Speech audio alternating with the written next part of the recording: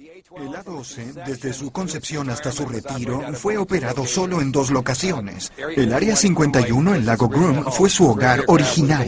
El primer avión fue probado aquí en enero del 62 y el último despegó el 21 de junio del 68. La Fuerza Aérea Norteamericana niega que el Área 51 exista, a pesar de imágenes filmadas de la base y fotos satelitales rusas obtenidas que claramente muestran hangares y una inmensa pista que se extiende a través del lecho del lago. A pesar de la constante negativa de su existencia, la base se ha expandido desde los años 50. Varios vuelos de pasajeros llegan a ella cada día, trasladando centenares de trabajadores a la base. Con este nivel de personal, las pocas reparticiones que pueden observarse por sobre el nivel del suelo son meramente la fachada de una inmensa edificación subterránea.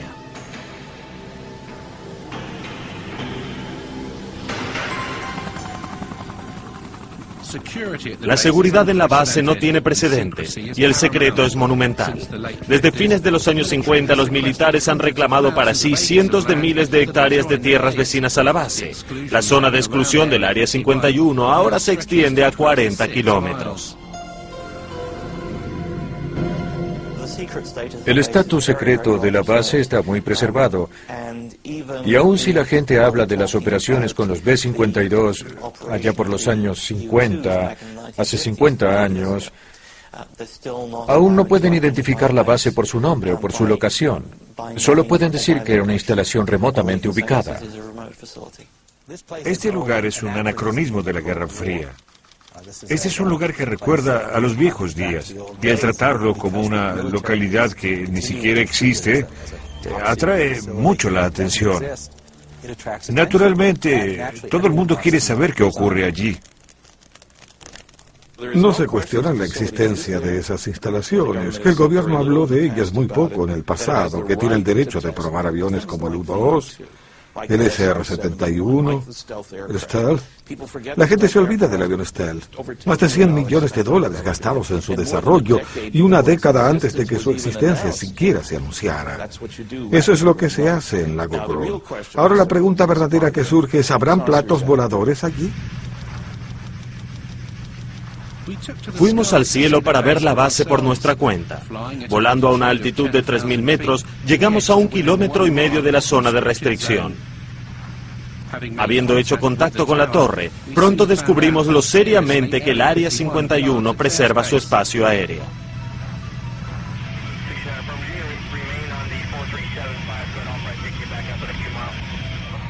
Tenemos curiosidad, ¿hay alguna actividad hoy en la zona del lago Groom? ¿Alguna actividad dónde, señor? En la zona del lago Groom.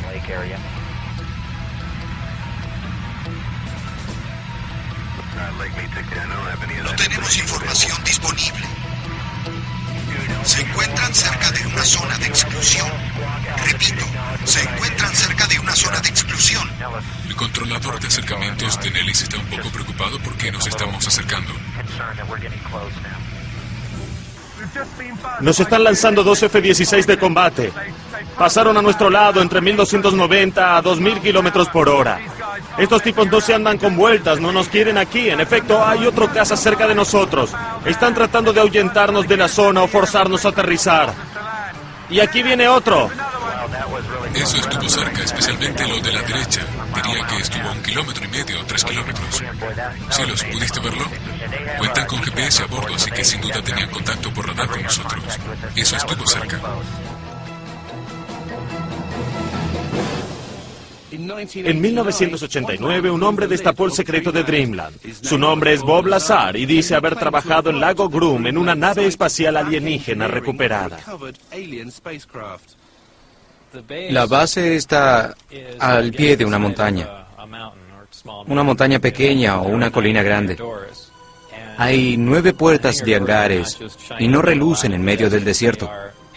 Están pintadas o rociadas con algo que les da textura arenosa y según lo que puedo aseverar, esto es para que no tomen fotografías satelitales de las instalaciones y se mimetice con el entorno serrano. Era bastante efectivo, según pude ver. En la primera ocasión que llegué allí, todas las puertas de los hangares estaban cerradas, pero al estar cerca, uno se da cuenta cuáles son las puertas que se deben abrir. Dimos una vuelta por el lado izquierdo de las instalaciones y había una entrada principal allí. Pasamos unos portones y el puesto de seguridad. Luego entramos y era una típica repartición del gobierno. El trabajo que hacía básicamente tenía que ver con el mantenimiento de ingeniería de los sistemas energéticos, también los de propulsión, y opté con quedarme en el sector energético, en el reactor que impulsaba la nave. Con el permiso que tenía, que se llamaba permiso Majestic, había solo otras 22 personas en la zona S4 y estaban autorizadas para trabajar en la nave. La guarnición en la que trabajaba en Área 51 se llamaba S4 y estaba en el lecho del lago Papoose, a pocos kilómetros del lago Groom. Cuando me llevaban en autobús, normalmente nos llevaban a la parte izquierda de las instalaciones e ingresábamos a la puerta por allí. Y por primera vez una de las puertas de los hangares, la del extremo, estaba abierta. El autobús se detuvo y bajamos allí. Y brillante como el día en el hangar, ocupándolo casi por completo, estaba el disco. Parecía salido de una película de ciencia ficción y nos detuvimos. Salimos y por primera vez me dejaron pasar por esa puerta y pensé, bien, así que esta es la nueva nave en la que estábamos trabajando. La gente ve platillos voladores porque son nuestros y los estamos probando, quizá desde hace muchos años. Y cuando entré en él, pasé mi mano.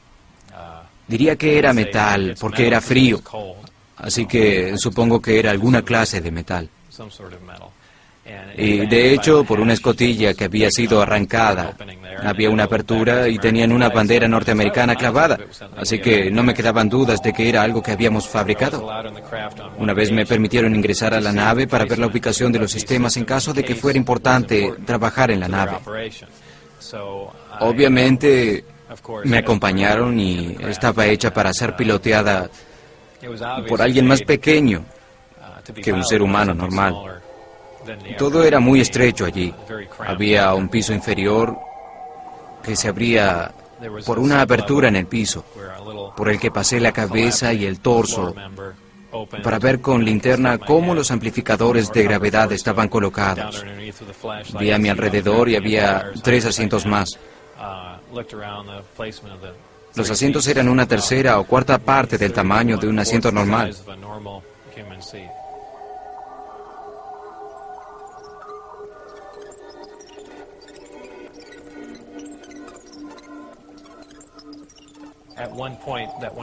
En ese momento, cuando estaba en la nave, uno de los arcos se hizo transparente. Había unos técnicos trabajando en algo que no conocía, y algo comenzó a correr en la pantalla, así que es posible que la cubierta de la nave, ya sea por influencia eléctrica o alguna otra cosa, a veces se hacía transparente, para ver desde afuera hacia adentro o para ser usada como una suerte de pantalla de video. Eso fue asombroso.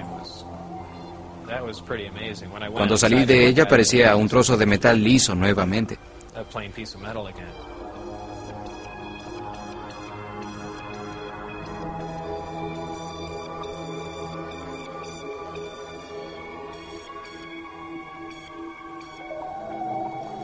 Mucha gente me dice que debió ser emocionante estar allí y yo siempre digo que no.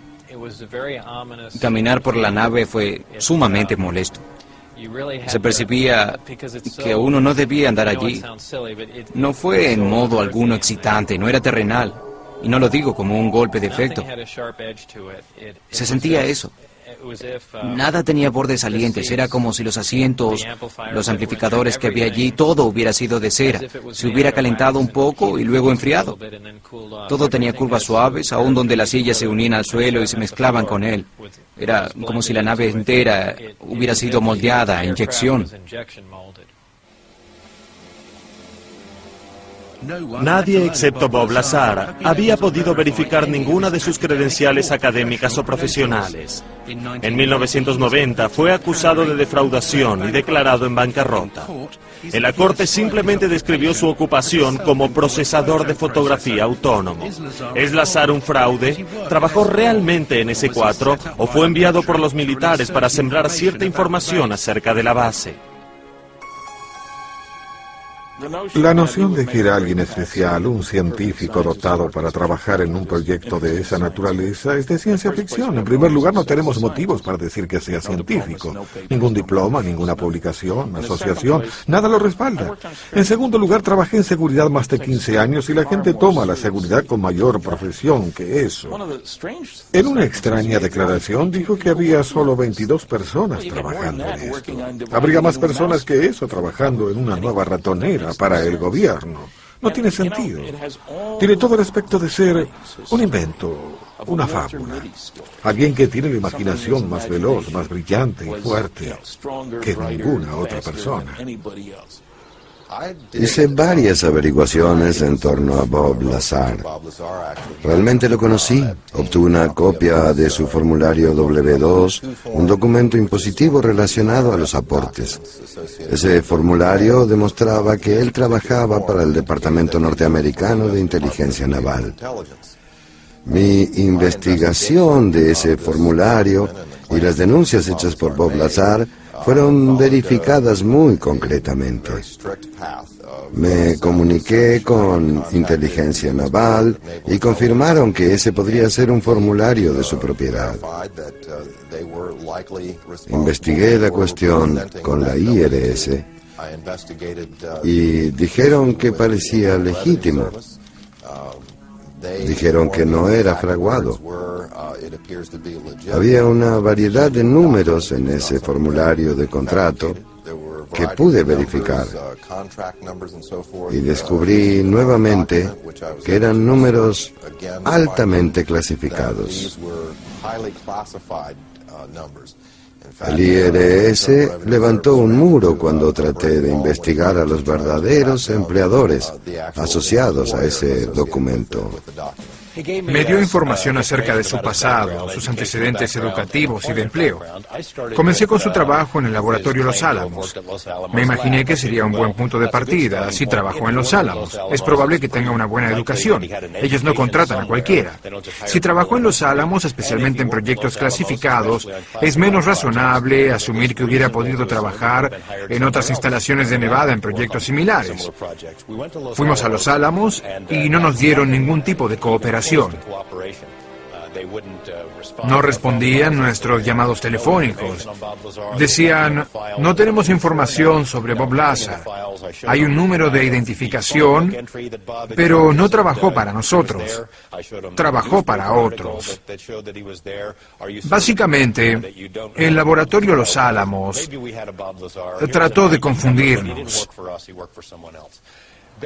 No cooperó en nada para tratar de obtener información sobre Bob, y hallé que es el caso a cada instancia en que trato de averiguar su pasado. No pude encontrar registros, y yo fui el que descubrí eso. Inicialmente no pude encontrar mi certificado de nacimiento, y en lo que a mí concierne, ellos quieren hacer de cuenta que yo no tengo existencia. Pienso que es más probable que Bob Lazar haya sido elegido para ser el conducto de cierta información concerniente al proyecto extraterrestre.